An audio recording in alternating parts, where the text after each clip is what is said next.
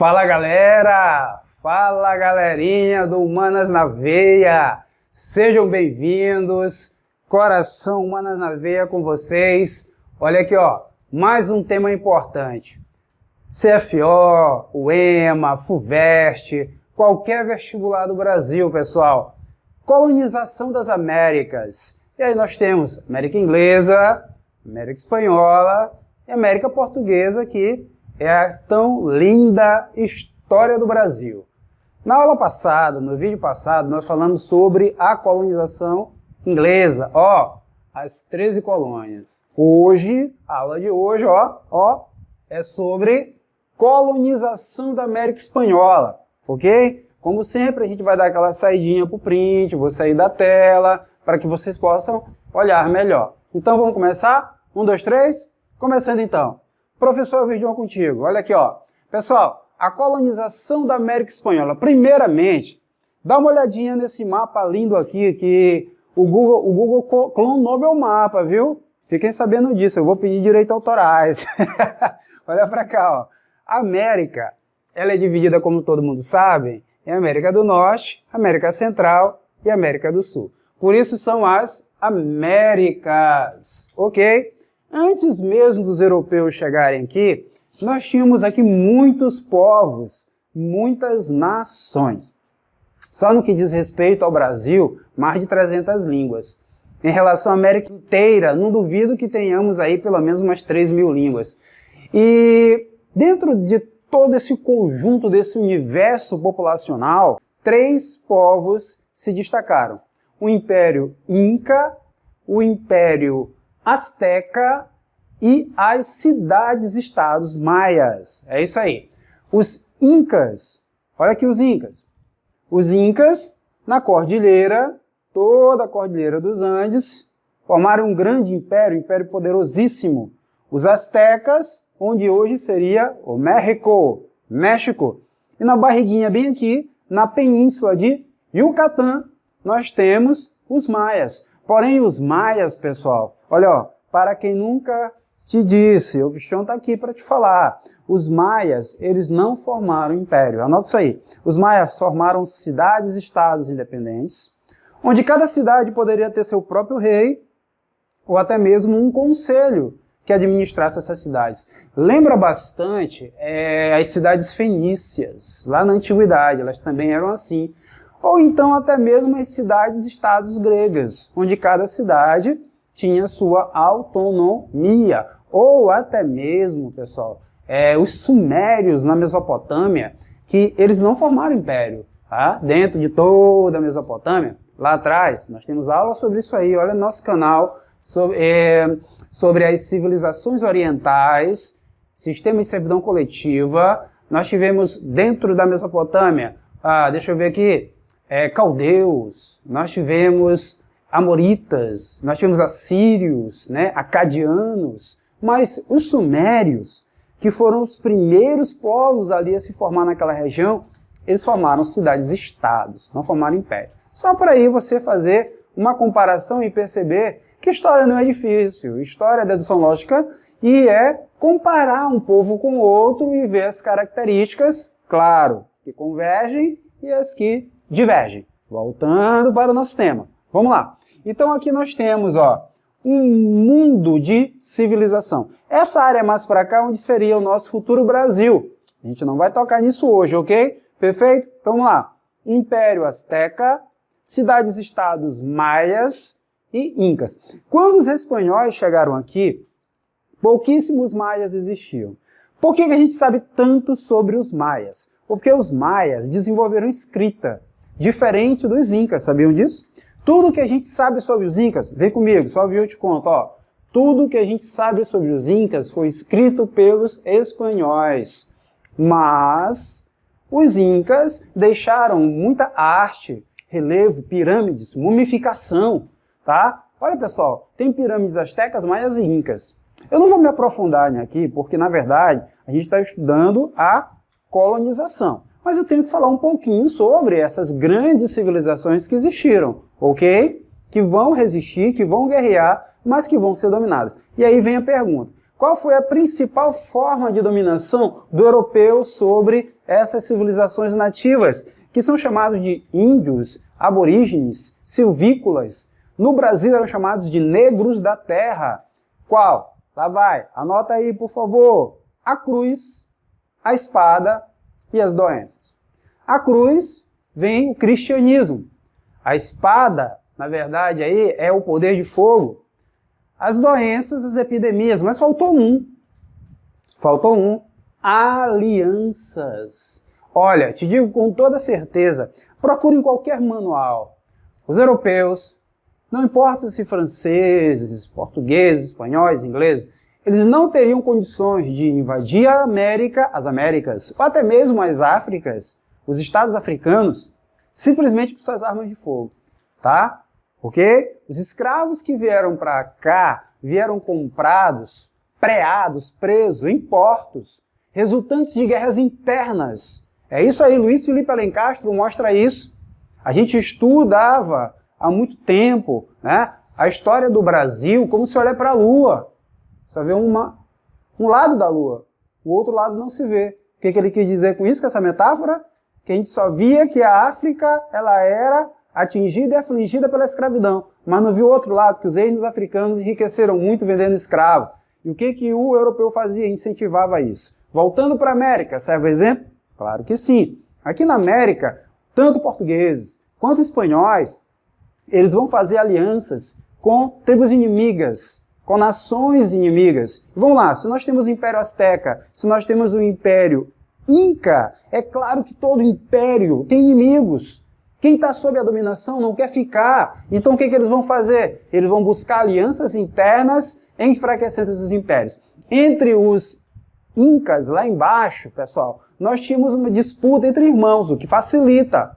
Elvis, quem é que vai estar lá presente entre os Incas? Quais são os espanhóis? Então vamos lá.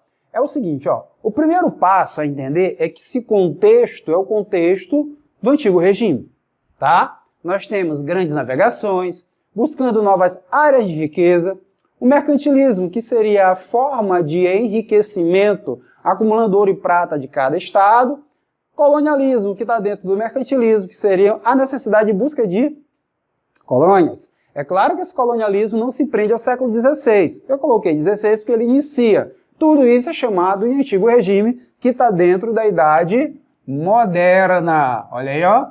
Idade Moderna. Ao longo dessa Idade Moderna, isso aqui vai cair, mas isso é outra aula, que vai falar sobre o que? O fim dos Estados modernos e a mudança desse processo, dando origem aos Estados, o quê? Aos Estados liberais. Isso é outro papo, perfeito? Antecedentes. Foram enviados os adelantados, os adiantados, os primeiros, para a América. Hernán Cortés para os astecas. Cortés, quando chega entre os astecas, ele vai ser entendido inicialmente como um deus, porque acreditava-se na mitologia asteca que o deus iria voltar sobre as águas. E aí, quando viram ele, pensando que seria esse deus na forma humana, antropomórfica, vamos dizer que Hernán Cortés teve um delay, um tempozinho de contato inicial, não amigo, mas pacífico, vamos colocar assim, com os astecas. Porém, os astecas de Montezuma II eram o quê? Eram guerreiros fantásticos, não usavam armas de metal, ainda estavam em tempo histórico, na Idade da Pedra, porque suas armas eram de pedra, madeira, arco e flecha com ponta de pedra, ainda não utilizavam materiais de metais, mas tinha um império gigantesco. Então vamos lá, o que é que acontece? Eles rapidamente entendem que os espanhóis não eram deuses e que Cortés não deus nenhum. Eles usavam o ouro, quem? Os astecas, como adorno para o corpo, pulseiras, colares. Eles usavam o ouro para adornar seus templos, máscara dos deuses. E quando Cortés chegou e olhou aquilo ali, é o Eldorado.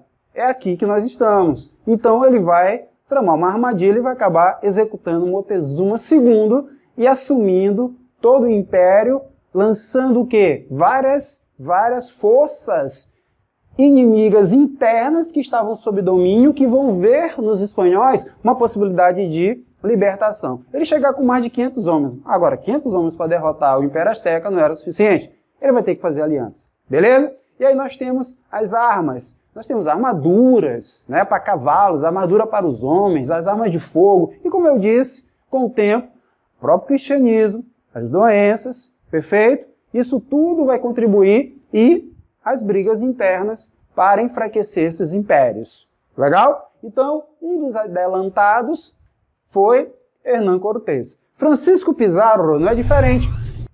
Ele vai ser responsável ali pela conquista do Império Inca, que ainda vai ser teoricamente mais fácil, porque estava em disputa entre irmãos. Tá? E aí, quem está em briga interna, divisão leva a enfraquecimento, o que facilita o trabalho de Francisco Pizarro na conquista do Império Inca. E os maias? Os maias já tinham desaparecido, e nós não sabemos se por doenças, ou por conquista, deslocamento, não se tem algo definitivo sobre os maias. Mas os maias, pessoal, eles escreveram, os maias fizeram pirâmides e os maias foram incríveis. Então, a gente sabe muito sobre eles graças a todo o arsenal arqueológico que foi deixado pelos maias. Vamos continuar? Beleza? Olha para cá, ó. Seguinte, então, divisão do território. Toda a América Espanhola, que eu destaquei aqui de vermelho para vocês, na cor vermelha, ela estava dividida em 8 regiões. 4 vice-reinos, que eram as áreas mais populosas e mais ricas, perfeito? Regiões, territórios populosos e ricos. 4 capitanias gerais. Então nós temos aqui, 8 cabeças, 8 líderes, perfeito? Acima deles, o rei. Vamos lá, uma coisa que o Humanas na Veia gosta de fazer para que vocês estejam à frente dos seus concorrentes. Se nós temos 8 lideranças na América Espanhola, no Brasil, vamos comparar. Quem governava o Brasil quando o Brasil tem o seu processo de colonização ali em 1530-32? Perfeito? Vamos lá? Primeiras capitanias hereditárias, 34. Depois o governador-geral. Quando é criado o cargo de governador-geral, ele tem um controle total sobre todas as colônias, os 2 estados, estados do Brasil e o estado do Maranhão, que mais tarde vão se unificar. Ou seja, você tinha um governo centralizado em uma capital, que era Salvador, depois Rio de Janeiro. Aqui não. Aqui você tem 8 regiões. Agora imagina, tira o rei, você vai ter 8 regiões independentes. Spoiler! Você mais tarde verifica que no processo de independência da América Espanhola, isso vai facilitar a pulverização. Percebeu? Vai facilitar a pulverização desse território, porque não existia uma tradição de unificação desde o início. E a elite, ou as elites que ali estavam, nós vamos ver isso, elas não vão aceitar fundir-se em um só estado, apesar dessa proposta existir sim, tá, pessoal? Mas ela não vai vingar. Ela não vai vingar, que foi o bolivarismo. Devagar, vamos voltar para cá. Perfeito?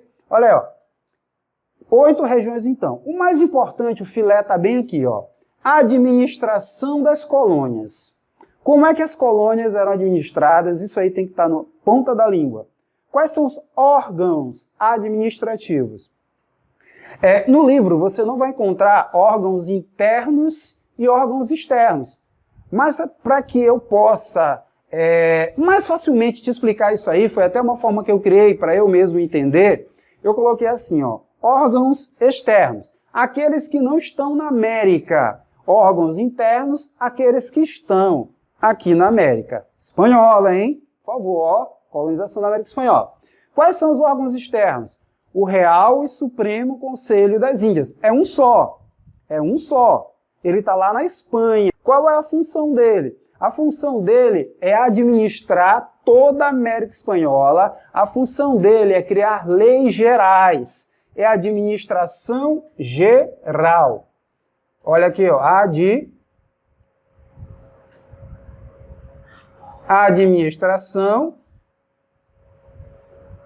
administração geral da América Espanhola. Leis, contratação. Você vai ser um vice-rei? Como é que você comprova que você é um vice-rei? Tem que ter um documento do Real e Supremo, olha o título como é pomposo, Real e Supremo Conselho das Índias. Como é que você vai comprovar que você é um capitão-geral ou que tem outro cargo? As leis que vão organizar a extração de riqueza, pagamento de impostos. É isso aqui. É o Real Supremo do Conselho das Índias, tá?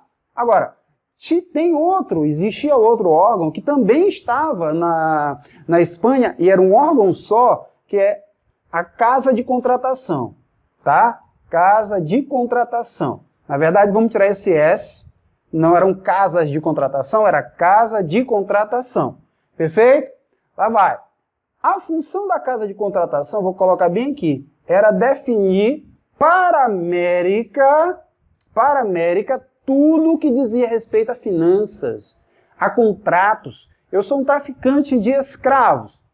Como é que eu posso fazer tráfico de escravos para a América Espanhola sem sofrer sanções? Eu tenho que estar regularizado. Qual o órgão que me regulariza? Casa de Contratação. Perfeito? Casa de Contratação. Ok, então é tudo que diz respeito à economia, tributação. Tá? Agora, tudo isso aqui são questões gerais.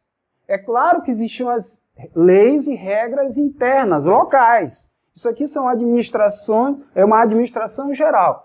Tudo que diz respeito à administração geral, tudo que diz respeito à economia da América Espanhola, de forma geral. Quem tem direito de fazer tráfico, qual o imposto que vai ser pago, qual a região que vai atuar, cobrança de impostos. Deu para entender? Isso tudo é com a Casa de Contratação. Beleza. Legal até aqui?